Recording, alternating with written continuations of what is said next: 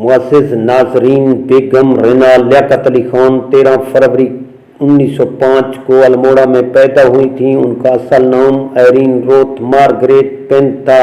उन्होंने लखनऊ यूनिवर्सिटी से मुआशियात और इमरानियात में एमए के इम्तिहानात पास किए और 1933 में नवाबजादा लियाकत अली खान से शादी के लिए इस्लाम कबूल किया। उनका इस्लामी नाम गुल रेना रखा गया। गुल रेना ने ईसाईयत तर्क करके इस्लाम कबूल किया, जबकि इनके ब्राह्मण दादा तारा दत्त पेंत ने हिंदू मत तर्क करके ईसाई मजहब कबूल किया था।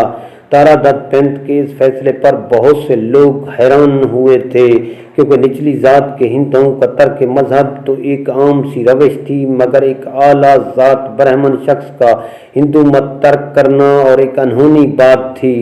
बारकैफ तज़किरा गुल रेना का हो रहा है तो रेना लियाकत अली खान पर लिखी गई किताब दी बेगम की शरीक के मुसन्निफा दीपा एग्रीवाल ने लिखा है कि आयरीन से लियाकत अली खान की पहली मुलाकात उस वक़्त हुई जब वो और उनके अहबाब बिहार में आने वाले एक सैलाब के लिए एक प्रोग्राम मुनक़िद कर रहे थे।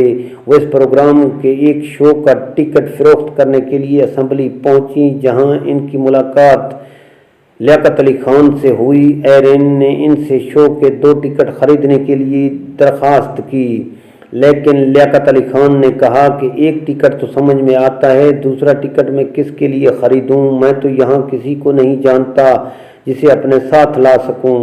आयरीन ने कहा कि मैं आपके लिए साथी का इंतज़ाम करती हूँ, और अगर कोई नहीं मिला तो मैं खुद आपके साथ बैठकर शो देख लूँगी।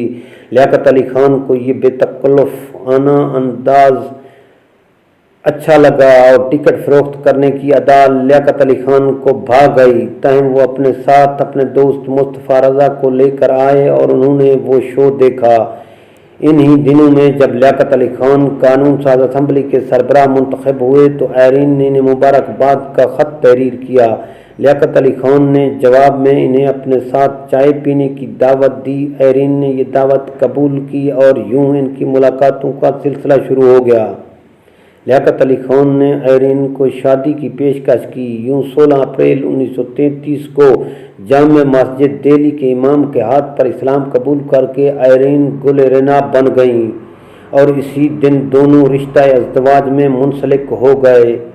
लेकिन लियाकत अली खान पहले से शादीशुदा थे और इनका एक बेटा विलायत अली खान भी पैदा हो चुका था।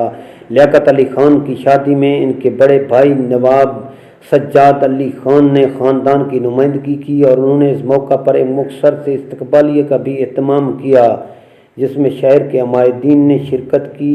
किस्सा मुख्तसर के 1947 में पाकिस्तान का क़याम अमल में आ गया। मोहम्मद अली जिन्नाह पाकिस्तान के पहले गवर्नर जनरल और लियाकत अली खान पाकिस्तान के पहले वज़ीर आज़म के मनसब पर फायज हुए। बाद 16 अक्टूबर 1951 को नवाबजादा लियाकत अली खान के कत्ल के बाद रेना लियाकत अली खान ने उनके कत्ल की मुरतब करदा रिपोर्टों पर कभी इत्मीनान का इजहार नहीं किया। शायद यही वजह थी कि इन्हें अक़वाम मुत्तहिदा में पाकिस्तान की नुमाइंदगी के लिए नामजद किया गया।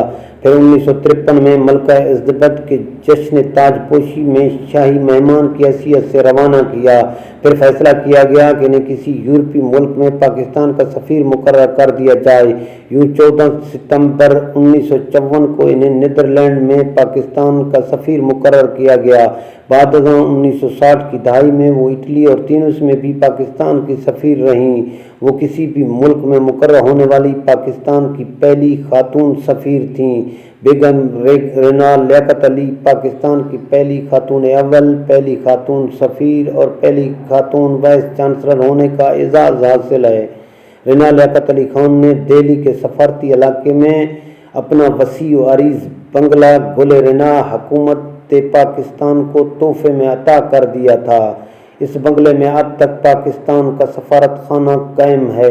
बेगम रेना लियाकत अली खान ने पाकिस्तान और बैरून पाकिस्तान मुतअद्दिद एजाज़ात भी हासिल किए, जिनमें अक़वाम मुत्तहिदा के जनरल असम्बली की जानिब से दिया गया इंसानी हकूक़ का एवार्ड सर फ़हरिस्त है। ये एवार्ड अक़वाम मुत्तहिदा के सेक्रेटरी जनरल ने इन्हें 10 दिसंबर 1978 को पेश किया। حکومت پاکستان نے ان کی خدمات کے اعتراف کے طور پر انہیں نشان امتیاز کے اعزاز سے سرفراز کیا۔ بیگم رینا لیاقت علی خان ایک بے حد فعال زندگی گزارنے کے بعد 13 جون 1990 کو اس دنیا سے رخصت ہوئیں۔ وہ قائد اعظم کے مزار کے احاطے میں اپنے شوہر کے پہلو میں آسودۂ خاک ہیں۔